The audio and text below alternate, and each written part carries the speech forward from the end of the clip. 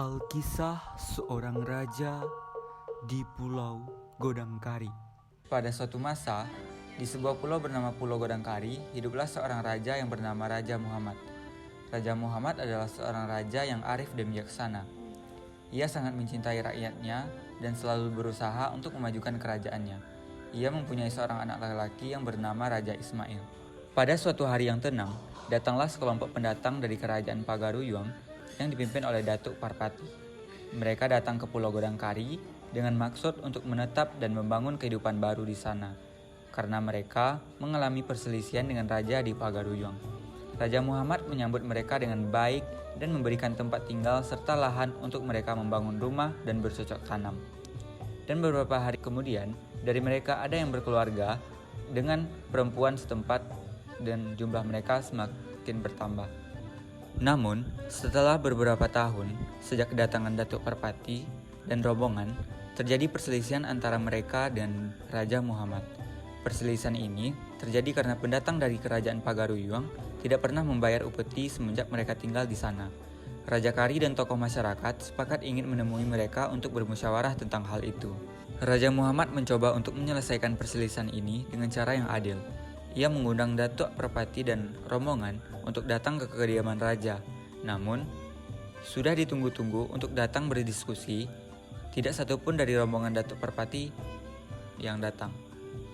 Di suatu pagi, secara tiba-tiba ada serombongan orang yang berkumpul sangat ramai di dekat pasar. Rupanya, rombongan itu adalah rombongan Datuk Parpati yang tampak sudah siap dengan senjata yang mereka bawa. Mereka mengetahui niat sang raja ingin menanyakan keberadaan mereka. Datuk Parpati tidak terima kalau mereka harus membayar upeti kepada raja. Rombongan itu mulai bergerak ke arah kediaman raja yang tidak jauh dari pasar. Di kediaman raja pun sudah bersiap-siap menunggu rombongan Datuk Parpati.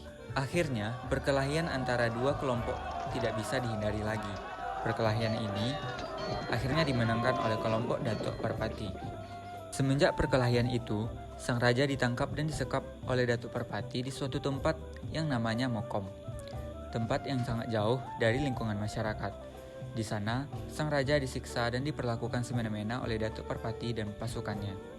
Semenjak itu, anaknya, Raja Ismail, bersama dengan pemuka adat dan para dubalang, secara diam-diam menggalang kekuatan untuk menyelamatkan ayahnya.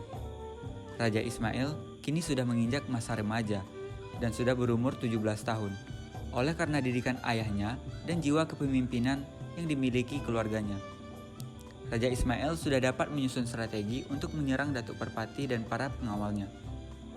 Setelah itu, Raja Ismail, pemuka adat, dan dubalang dengan berpakaian dan bersenjata lengkap bergerak ke arah Mokom, tempat di mana Datuk Parpati menyembunyikan Raja Muhammad. Pasukan yang dipimpin Raja Ismail berjumlah sangat banyak, bahkan mungkin mencapai ratusan orang. Semua anak muda dan orang dewasa ikut dalam penyerangan karena sebelumnya mereka kalah dengan jumlah. Tampaknya Datuk Parpati dan pasukannya juga telah bersiap. Datuk Parpati dan pasukannya sombong dan merasa mampu melawan Raja Ismail. Pertarungan dimulai. Serang! Teriak Raja Ismail. Secara serentak ratusan pasukan Raja Ismail keluar dan menyerang tempat persembunyian Datuk Parpati. Dalam hitungan menit, pasukan Datuk Parpati mulai terdesak. Setelah pertarungan berjalan setengah jam, pasukan Datuk Parpati semakin terdesak. Pasukan Raja Ismail masih saja beringas menyerang. Akhirnya, pasukan Datuk Parpati tidak sanggup lagi melawan. Datuk Parpati berteriak, "Menyerah!" Pasukan Datuk Parpati yang masih tersisa secara serentak membuang senjata di tangan mereka, sambil mengangkat tangan, pertanda mereka tidak ingin lagi melanjutkan pertarungan. Raja Ismail menemui ayahnya di suatu ruangan. Begitu melihat ayahnya, Raja Ismail tak kuasa menahan tangis. Kondisi ayahnya sangat tragis. Goresan luka menyelimuti tubuhnya, badan tinggal tulang, dan rupanya yang gagah dulu tersembunyi oleh kesengsaraan yang dideritanya. Membalas sakit hatinya kepada Datuk Parpati, Raja Ismail juga tidak memberi ampun. Setelah puas menyiksa dan rasanya sakit hati yang sudah terbalaskan, Datuk Parpati dan pasukannya diusir dari kampung itu. Datuk Parpati kembali ke kerajaan Pagaruyung.